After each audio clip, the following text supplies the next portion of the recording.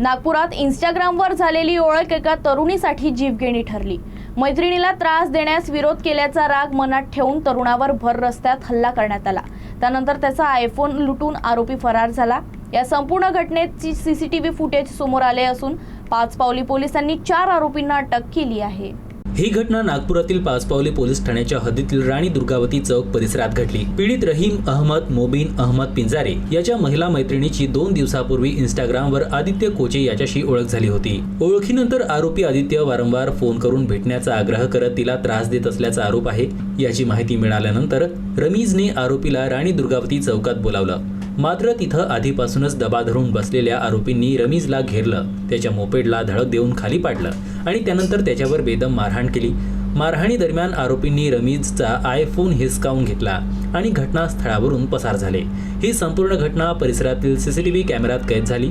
तक्रार दाखल झाल्यानंतर पाचपावली पोलिसांनी मुख्य आरोपी आदित्य कोचेसह आणखी 3 आरोपींना अटक केली आहे। तर या प्रकरणातील 2 आरोपी अद्याप फरार असून त्यांचा शोध सुरू आहे। एकूण आरोपी याच्यामध्ये 7 आरोपी आहेत। आम्ही तपासल्यानंतर 4 आरोपीची नावं निष्पन्न झालेत। 4 आरोपींना आम्ही ताब्यात घेऊन त्यांना अटक केलेली आहे आणि त्यांचा न्यायालयाकडून PCR घेतलेला आहे। बाकीचे आणखी 3 आरोपी मिळणे बाकी आहेत, त्यांचा सध्या शोध सुरू आहे। अटक आरोपीमध्ये आदित्य कोचे हा आहे, त्याच्यानंतर अब्रार अन्सारी, अमित वानखेडे आणि साहिल तौफिक ही 4 सध्या अटकेमध्ये आहेत।